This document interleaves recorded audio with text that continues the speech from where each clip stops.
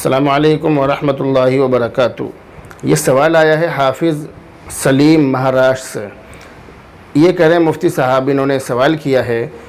کہ قربانی کے جانور میں جو 7 لوگ شریک ہوتے ہیں، اگر اس میں سے کسی بھی ایک شریک کی نیت گوشت کھانے کی ہے تو ایسی حالت میں قربانی ہو جائے گی یا نہیں؟ تو اس کا جواب یہ ہے کہ بڑے جانور جیسے اونٹ، بھینس وغیرہ میں 7 لوگ تک شریک ہو سکتے ہیں، یہ تو آپ کو معلوم ہے۔ اگر ایک شخص قربانی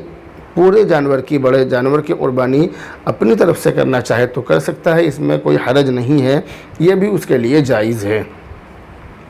ہمارے یہاں پر عام طور سے یہ ہوتا ہے کہ جب بڑے جانور میں لوگ حصہ لیتے ہیں تو حصہ لیتے وقت اس بات کا خیال نہیں رکھا جاتا کہ جس کے نام سے حصہ لیا جا رہا ہے، جو لوگ حصہ لے رہے ہیں ان کے اندر دینداری ہے بھی یا نہیں۔ بس لوگ آتے ہیں، پیسہ دے دیتے ہیں، قربانی میں شریک ہو جاتے ہیں، یعنی ان کے اندر اس بات کی سمجھ نہیں ہوتی کہ ہمیں کس طرح سے جانور میں حصہ لینا چاہیے، ہمیں کن باتوں کا خیال رکھنا چاہیے، اس بات کی کوئی سمجھ نہیں ہوتی ہے۔ تو اس لیے یاد رکھیے کہ اگر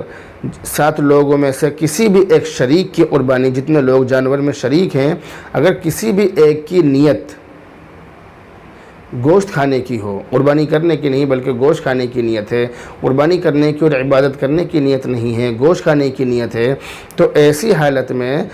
باقی جو حصے دار ہیں ان میں سے کسی کی بھی قربانی صحیح نہیں ہوگی، یعنی اس کی بھی قربانی صحیح نہیں ہوگی، اور اس کے ساتھ جتنے بھی حصے دار اس جانور میں شریک ہیں ان میں سے کسی کی بھی قربانی صحیح نہیں ہوگی۔ اس لیے حصہ لیتے وقت، جانور میں حصہ لیتے وقت اور حصے داروں کا انتخاب کرتے وقت اس بات کا خیال رکھیں کہ تمام حصہ دار دیندار ہوں، اور پھر ان کو سمجھا دیا جائے کہ آپ تمام لوگ گوشت کھانے کی نہیں بلکہ قربانی اور عبادت کی نیت کر لیں۔ بہرحال امید ہے کہ مسئلہ آپ اچھی طرح سمجھ گئے ہوں گے، دعاؤں میں یاد رکھیں۔ السلام علیکم ورحمۃ اللہ وبرکاتہ۔